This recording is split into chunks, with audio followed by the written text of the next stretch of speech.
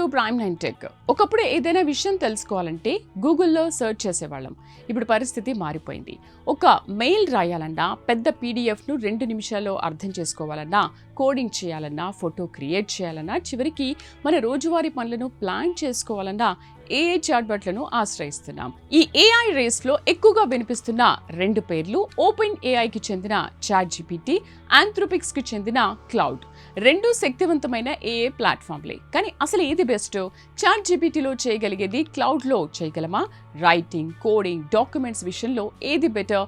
Voice, image వంటి ఫీచర్లలో ఎవరిది పై చేయి? ముఖ్యంగా ఒక సాధారణ యూజర్ ఏది ఎంచుకోవాలి? ఇప్పుడు పూర్తి వివరాలు చూద్దాం.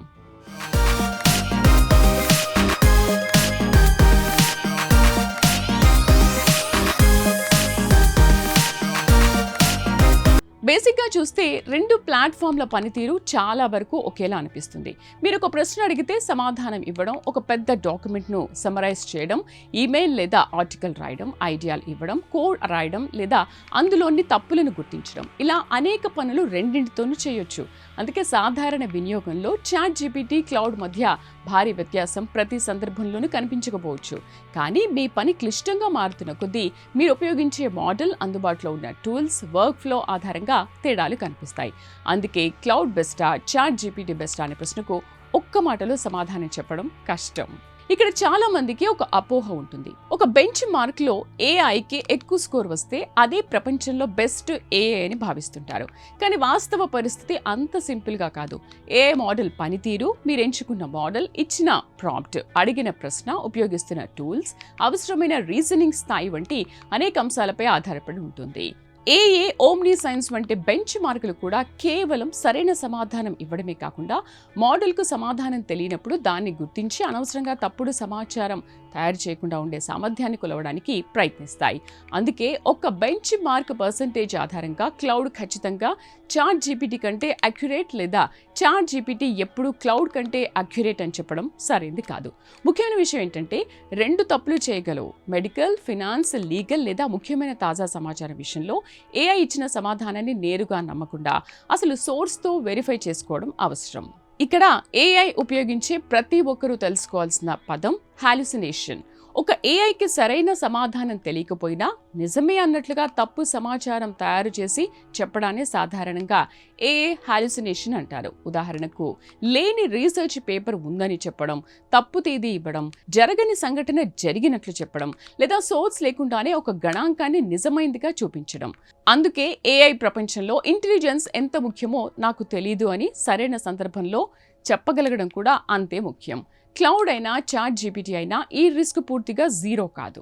క్లౌడ్కు ఎక్కువగా గుర్తింపు తీసుకొచ్చిన విభాగాల్లో పెద్ద డాక్యుమెంట్స్, రైటింగ్, కోడింగ్, వర్క్ ఫ్లోలు ఉన్నాయి. క్లౌడ్లో అడ్వొకేట్స్ అనే ఫీచర్ కూడా ఉంది. దీని ద్వారా code, web content, diagrams, interactive elements వంటి అవుట్పుట్స్కు చాట్ నుంచి నేరుగా పనిచేయడానికి అనువైన రూపంలో రూపొందించవచ్చు. అంటే కేవలం ఏఐతో మాట్లాడడమే కాకుండా మీరు తయారు చేస్తున్న అవుట్పుట్ను పక్కనే చూసుకుంటూ దానిపై పనిచేసే విధంగా ఎక్స్పీరియన్స్ అందుతుంది. క్లౌడ్ ఎకో సిస్టంలో రీయూజబుల్ ఇన్స్ట్రక్షన్స్, వర్క్ ఫ్లోస్ కోసం స్కిల్స్ వంటి క్యాపబిలిటీస్ కూడా ఉంటాయి. అందువల్ల ఒకే తరహా పని పదే పదే చేసే ప్రొఫెషనల్స్, డెవలపర్స్కు ఇలాంటి వర్క్ ఫ్లో ఫీచర్స్ ఉపయోగపడతాయి.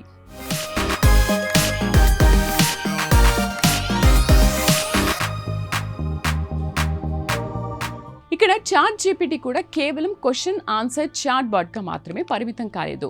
ఓపెన్ ఏఐ అధికారిక సమాచారం ప్రకారం చాట్‌జిపిటిలో స్కిల్స్ అనేవి రీయూజబుల్ వర్క్ ఫ్లోస్గా పనిచేస్తాయి.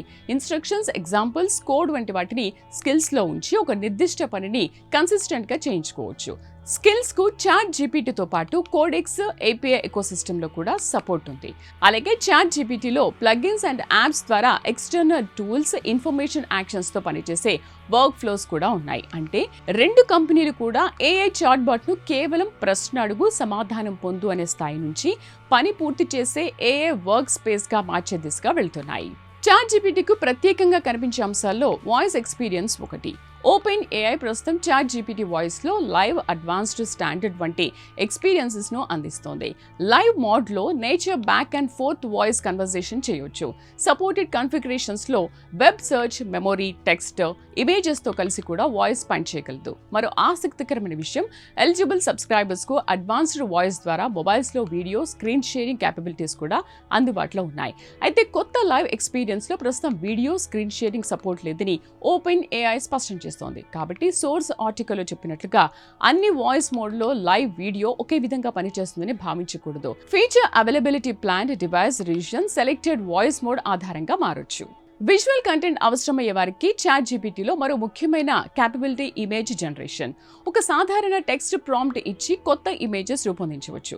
తర్వాతే అది కన్వర్జేషన్లో కంపోజిషన్ మార్చడం, వేరియేషన్స్ అడగడం, విజువల్ డైరెక్షన్స్ను రిఫైన్ చేయడం వంటి పనులు చేయవచ్చు.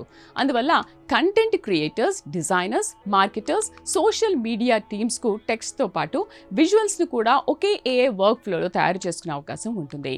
క్లౌడ్లో visual artifacts, diagrams, interactive outputs వంటి క్యాపబిలిటీస్ ఉపయోగకరంగా ఉన్నప్పటికీ రెండు ప్లాట్ఫామ్ల విజువల్ వర్క్ ఫ్లోస్ ఒకే విధంగా ఉండవు. ఇక్కడే కంపారిజన్ మరింత ఆసక్తికరంగా మారుతుంది. కోడింగ్ విషయంలో క్లౌడ్ ఎకోసిస్టమ్కు తనదైన డెవలపర్ వర్క్ ఫ్లో ఉన్నాయి. మరోవైపు చాట్ జీపీటీ ఎకోసిస్టంలో కోడెక్స్తో పాటు స్కిల్స్, ఏపీఐస్, ప్లగిన్స్ వంటి టూల్స్ ఉన్నాయి. అందువల్ల డెవలపర్స్కు ఏది బెస్ట్ అనేది కేవలం ఏ మోడల్ ఎక్కువ బెంచ్ మార్క్ స్కోర్ సాధించింది అనే దానికంటే మీ కోడ్ బేస్ ఎంత పెద్దది, ఏ టూల్ ఇంటిగ్రేట్ చేయాలి అండ్ ఏజెంటిక్ వర్క్ ఫాలో కావాలా, ఎంత కంటెస్ట్ అవసరం, స్పీడ్ ముఖ్యమా, కాస్ట్ ముఖ్యమా, రిపీటివ్ వర్క్ ఫ్లో ఆటోమేషన్ కావాలా అనే అంశాలపై ఆధారపడి ఉంటుంది. ఒక డెవలపర్కు క్లౌడ్ సరిపోవచ్చు, మరో డెవలపర్కు వర్క్ ఫ్లోకు చాట్ జీపీటీ ఎకోసిస్టమ్ మరింత ఉపయోగకరంగా ఉండొచ్చు.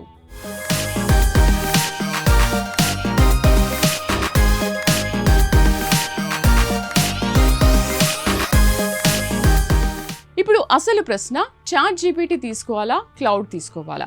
మీరు సాధారణ ప్రశ్నలు, writing, brainstorming, summaries, coding help వంటి పనులు మాత్రమే చేస్తుంటే రెండు ప్లాట్ఫామ్లు ఉపయోగకరమే. పెద్ద డాక్యుమెంట్స్, రైటింగ్ హెవీ లేదా స్పెసిఫిక్ కోడింగ్ వర్క్ ఫ్లోస్ మీకు ముఖ్యమైతే క్లౌడ్ క్యాపబిలిటీస్ను పరీక్షించుకోవచ్చు.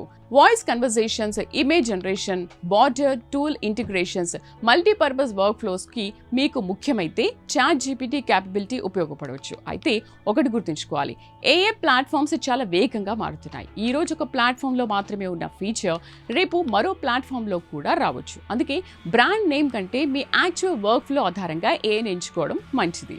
అవసరం లేదు ఒక ఏఐ కోడింగ్లో అద్భుతంగా పనిచేయవచ్చు, కానీ ఫ్యాక్చువల్ క్వశ్చన్స్లో మరో మోడల్ మెరుగ్గా ఉండొచ్చు. ఒక మోడల్ క్రియేటివ్ రైటింగ్లో న్యాచురల్గా అనిపించవచ్చు, మరో మోడల్ కంప్లెక్స్ రీజనింగ్లో ఉపయోగపడవచ్చు. అందుకే ఏఐ మోడల్స్ను ఒకే బెంచ్ మార్క్తో జడ్జ్ చేయడం కంటే మీరు ప్రతిరోజు చేసే 5 లేదా 10 రియల్ వరల్డ్ టాస్క్ను రెండు ప్లాట్ఫామ్లోనూ ఇచ్చి చూడండి. అక్యురిటీ ఎలా ఉంది, స్పీడ్ ఎలా ఉంది, ఇన్స్ట్రక్షన్స్ ఎంత బాగా ఫాలో చేస్తోంది, హాలిక్యులేషన్స్ వస్తున్నాయా, అవుట్పుట్ను ఎంత ఎడిటింగ్ చేయాల్సి వస్తుంది, ఇవి చూసిన తర్వాత మీకు సరిపోయే ఏఐ ఏదో చాలా సులభంగా అర్థమవుతుంది.